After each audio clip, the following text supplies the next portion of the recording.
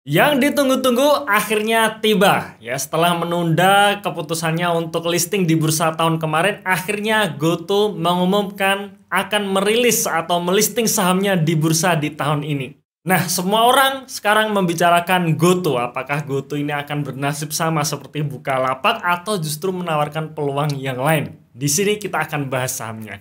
Tapi sebelum kita membahasnya, silahkan teman-teman subscribe dulu bagi yang belum subscribe. Dan jangan lupa teman-teman juga join di channel Telegram kami, channel The Investor. Karena kadang di situ saya share tulisan-tulisan yang tidak bisa saya videokan. Pastikan teman-teman join di channel Telegram kami melalui link di dalam deskripsi di video ini atau di dalam kolom komentar yang sudah kami pin ya. Jangan di searching karena di situ banyak akun bodong yang mengatasnamakan The Investor dan itu bukan kami.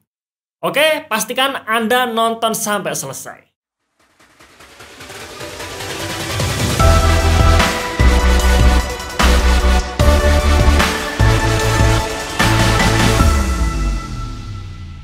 GoTo ya, Gojek dan Tokopedia, dan saya yakin teman-teman penonton di sini juga punya aplikasinya. Saya pun juga punya aplikasinya dan saya pengguna setia dari dua aplikasi ini. Ya, dan sekarang aplikasi ini akhirnya akan IPO di bursa dan menawarkan saham ke kita, apakah kita akan beli atau tidak ya.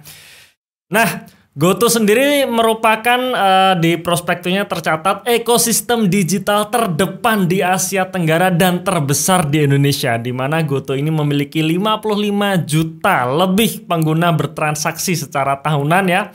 Kemudian 14 juta lebih pedagang yang masuk dalam ekosistem GoTo ini dan 2,5 juta mitra pengemudi. Artinya di sini GoTo telah menumbuhkan ya atau telah membuat pedagang-pedagang ini bisa jualan dengan kesempatan yang sama, tidak perlu membuka toko di mall dengan biaya mahal dan sebagainya. Plus GoTo ini juga membuka lapangan pekerjaan untuk para pengemudi juga ya. Artinya memang kontribusi terhadap perekonomian ini besar.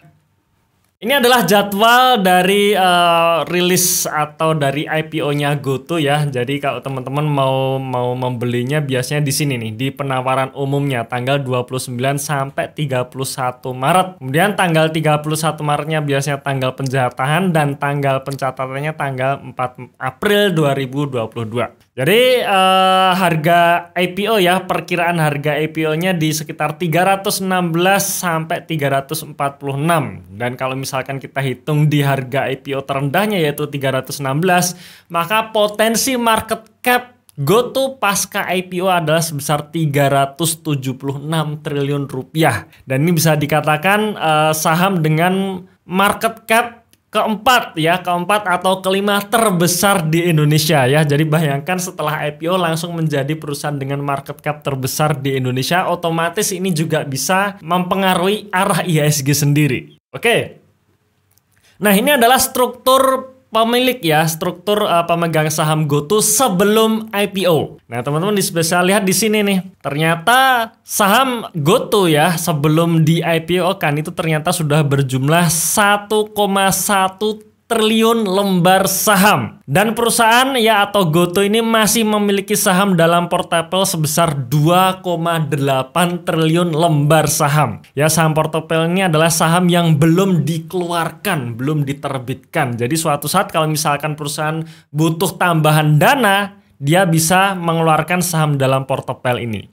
Ya, dan ini jumlah saham yang sangat banyak ya, 1,1 triliun lembar saham baru saya temukan di GoTo ini. Padahal kalau kita lihat misalkan seperti Bukalapak sendiri kalau nggak salah hanya sekitar 100 miliar lembar saja ya. Dan perusahaan-perusahaan yang lain saya kira juga hanya berkisar miliaran lembar saham. Bahkan BBCA ini ya, BBCA market cap atau saham dengan market cap terbesar di Indonesia saja hanya menerbitkan sekitar 200 miliar lembar saham. Dan GoTo 1,1 triliun lembar saham. Ini gila, bener-bener gila ya. Nah, dan ini adalah gambaran pasca IPO.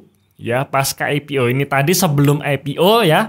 Dan ini pasca IPO. Dan kita soroti yang di sini ya. Kita perbesar gambarnya. Nah, teman-teman tadi bisa lihat ya saham dalam portfolio sebelum IPO 2,8 triliun lembar saham dan setelah IPO menyisakan 2,5 triliun lembar saham. Artinya ya ini adalah saham-saham yang benar-benar baru diterbitkan. Jadi kalau ada isu bahwa GoTo ini sebenarnya strategi exit dari pemilik lama, menurut saya tidak tepat ya. Kenapa? Karena ini benar-benar saham yang baru diterbitkan dari saham portfolionya ya. Nah, ini tahapannya seperti ini. Yang pertama masyarakat ya, masyarakat alias kita ya, kita kalau memang tertarik untuk membeli saham GoTo ini, nah kita akan menjadi bagian di sini ya, sebesar kurang lebih 50 miliar lembar saham. Sedangkan yang 9,8 miliar lembar saham ini program khusus ya, program khusus konsumen dan pedagang kalau nggak salah. Artinya ini mewakili sekitar 4% dari jumlah saham yang beredar ya, jumlah saham yang diterbitkan. Kemudian di tahun depannya ya, di tahun depan 2023 nanti perusahaan akan menerbitkan saham lagi, yaitu program kepemilikan saham. Ini semacam karyawan akan diberikan saham bonus ya. Itu sebanyak 168 miliar lembar saham atau sekitar 11,37% dari saham yang beredar. Kemudian di tahun 2024-nya rencana perusahaan juga akan melakukan penawaran atau IPO di bursa luar negeri ya, penawaran internasional, yaitu sebanyak 119 miliar lembar saham. Jumlah ini 2 kali lipatnya dari jumlah IPO yang ada di Indonesia. Ya, ini juga menarik nih. Ya, jadi kalau misalkan harapannya IPO di Indonesia berhasil, nanti ketika IPO di luar negeri harapannya bisa lebih berhasil lagi, alias harusnya market cap-nya bisa lebih gede lagi seperti itu ya, dan harga IPO-nya pun juga lebih mahal lagi. Ya, harapannya sih seperti itu ya. Nah, artinya kalau misalkan 3 program ini terlaksana dengan lancar, maka total lembar saham yang keluar ya adalah sebesar 1,4 triliun lembar saham. Wow, jadi gila banget tuh ya pokoknya ya. Nah, sekarang ini adalah rencana yang tadi IPO di bursa luar negeri ya, di mana perusahaan memiliki rencana untuk IPO di beberapa bursa ya, seperti Nasdaq, kemudian Hong Kong, Singapura, dan juga London. Ya, nah ini kita tunggu saja ya, semoga bisa kejadian juga, karena bagaimanapun ketika kita melihat perusahaan di Indonesia bisa listing di luar negeri ini juga sebenarnya suatu kebanggaan ya.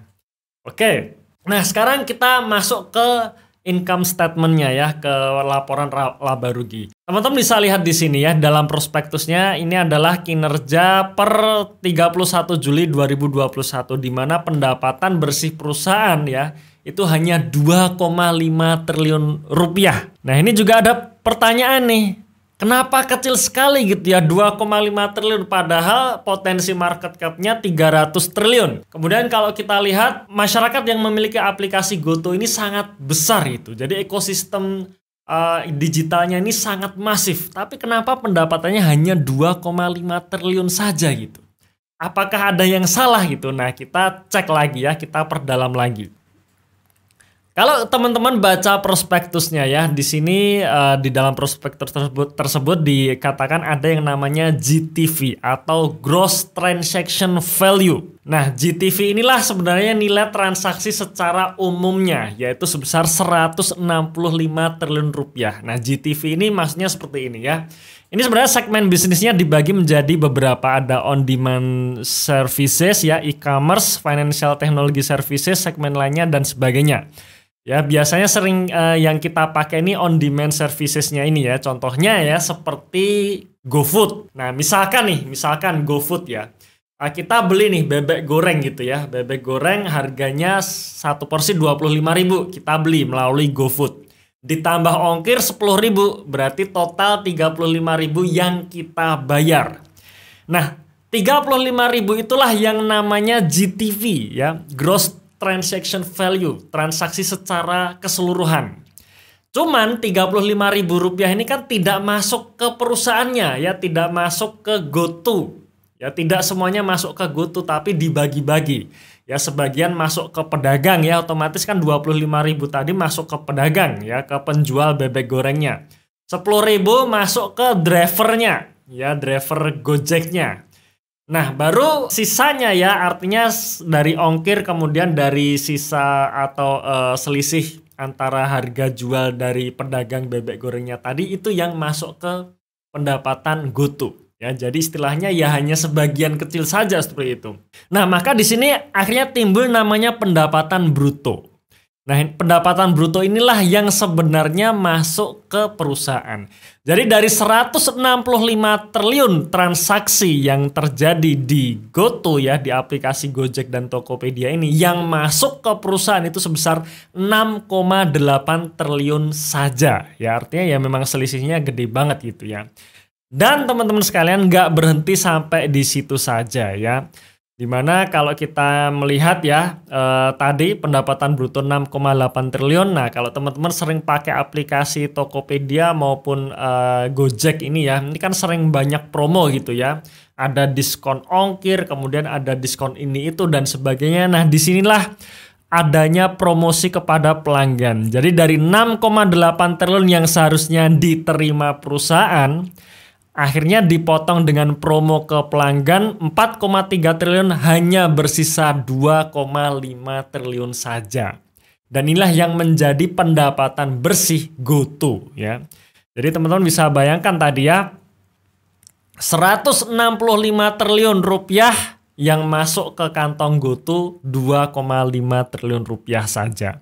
Dan ternyata juga nggak berhenti sampai di sini saja. Di sini ada beban pokok pendapatan, beban umum dan administrasi dan sebagainya yang membuat secara bottom line, secara laba bersih perusahaan tetap merugi. Ya, per 31 Juli 2021 perusahaan rugi 7,5 triliun rupiah. Ya, ini juga angka yang nggak sedikit ya mengenai kerugiannya. Nah, kita sekarang kita lihat dari sisi neraca perusahaan ya, di mana perusahaan ini per 31 Juli memiliki total aset 148 triliun rupiah. Dan ini ada kenaikan signifikan ya dibandingkan tahun 2020 bulan Desember, di mana bulan Desember 2020 aset perusahaan hanya 30 triliun. Kemudian melompat nih menjadi 148 triliun. Nah, lompatannya di mana? Ada di sini, di goodwill ya, dan juga aset tak berwujud. Nah, kita soroti yang paling gede adalah goodwill. Goodwill ini muncul karena perusahaan mengakuisisi Tokopedia.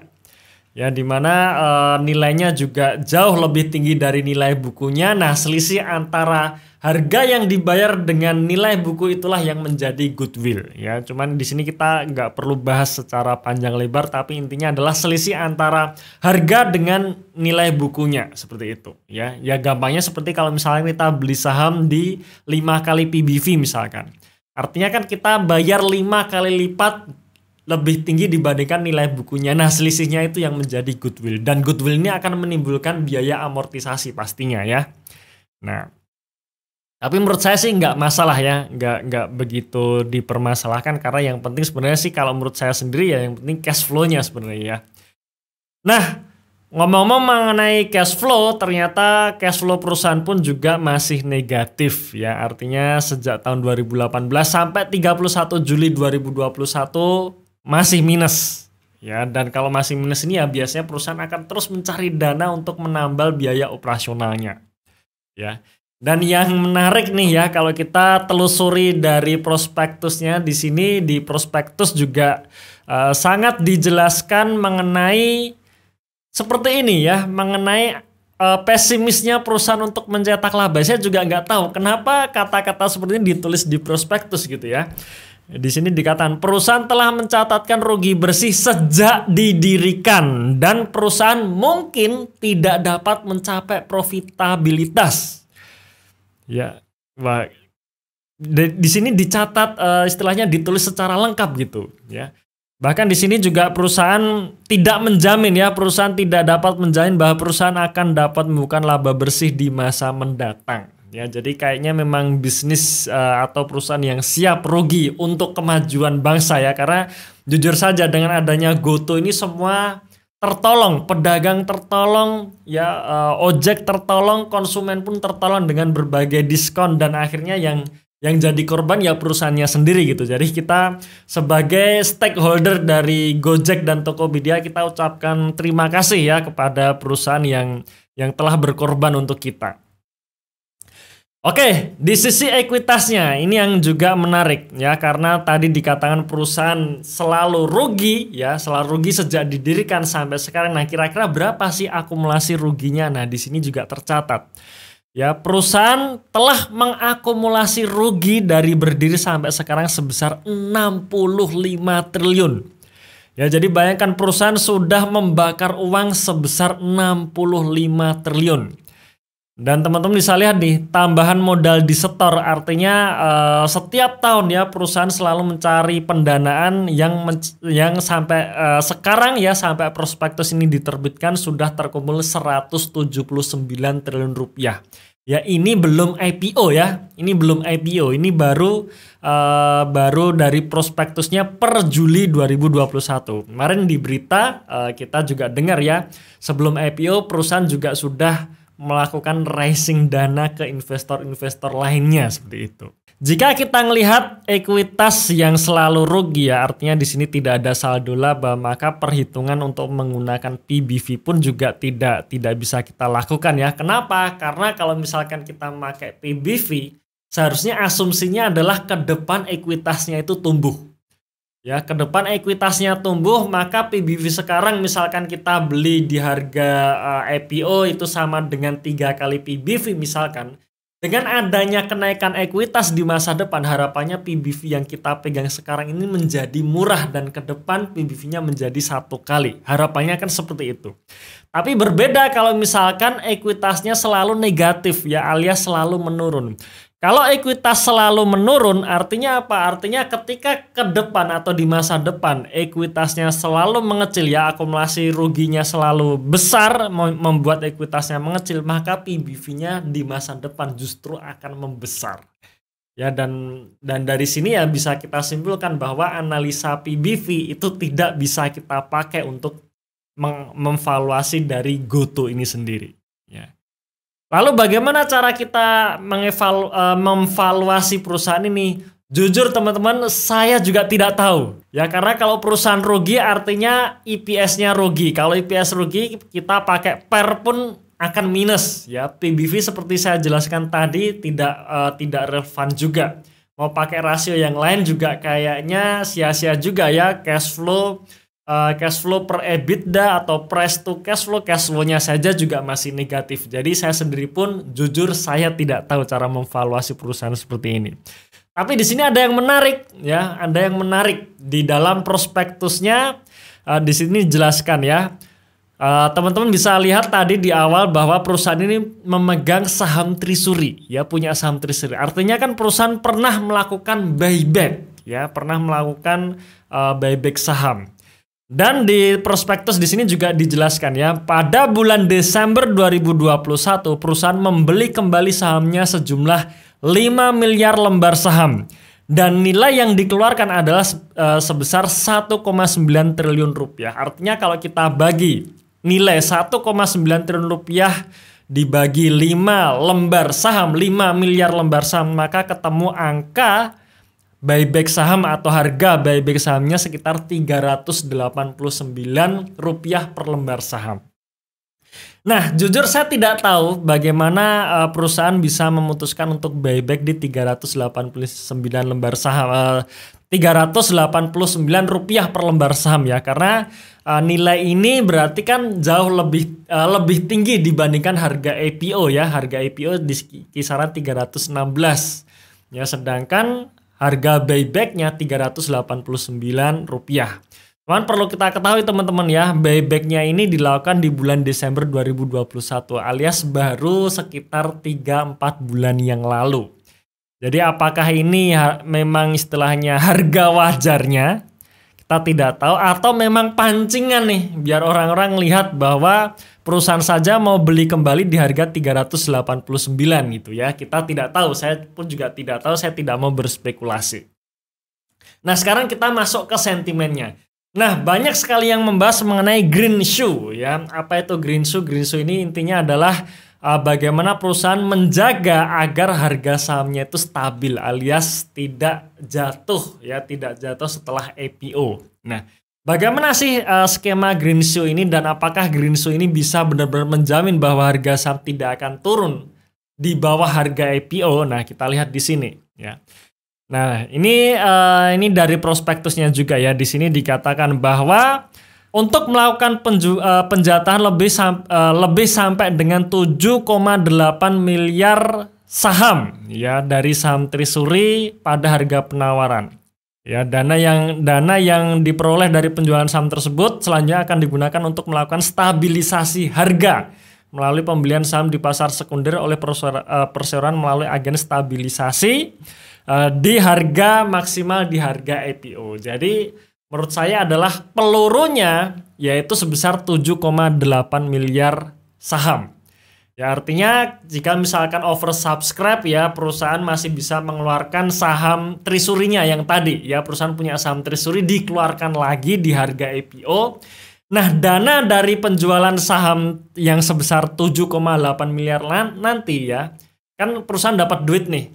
Nah, misalkan nih setelah IPO harga sahamnya turun, anjlok, dananya ini dipakai untuk membeli lagi saham yang jatuh ini ya di harga maksimal harga IPO. Jadi istilahnya seperti intervensi seperti itu ya. Cuman kan permasalahannya pelurunya hanya 7,8 miliar lembar saham, sedangkan yang ditawarkan ke publik adalah 50 miliar lembar saham. Jadi ya tetap menurut saya tidak bisa menjamin juga ya bahwa harga saham bisa bertahan paling tidak di atas IPO. Kalau misalkan semua orang berbondong-bondong untuk ngejual membuat harga sahamnya jatuh dan jumlah lembar saham yang dijual ini ya lebih dari 7,8 miliar ini ya menurut saya tetap harganya akan jatuh. Jadi tidak menjamin juga, tapi perusahaan tetap mengupayakan supaya harga sahamnya tidak jatuh. Tapi sekali lagi teman-teman ya, ini hanya berlaku 30 hari setelah IPO saja. Ya 30 hari kerja, artinya setelah 30 hari kerja ya benar-benar dilepas, tidak ada intervensi lagi. Nah, itu sentimen yang pertama ya yang semoga bisa menjaga harga sahamnya. Kemudian sentimen yang kedua adanya lock up sekitar 8 bulan ya sejak IPO. Jadi pemilik saham lama tidak bisa menjual sahamnya di 8 bulan setelah IPO ya. Ini juga salah satu upaya supaya harga sahamnya tidak jatuh seperti itu. Nah, oke teman-teman sekalian, itu sekilas review mengenai GoTo ya, prospek GoTo berdasarkan dari prospektusnya. Nah, sekarang kan pertanyaannya apakah dibeli atau tidak ya, saya kembalikan ke teman-teman sekalian. Nah, kalau saya sendiri, saya sampai sekarang ya tidak pernah ikut saham IPO lagi. Saya terakhir ikut IPO itu 2016. Setelah itu saya tidak pernah pegang saham IPO lagi. Oke, semoga video ini bermanfaat buat teman-teman sekalian. Terima kasih sudah menonton video ini sampai akhir. Tunggu video kami selanjutnya dan salam Passive Income.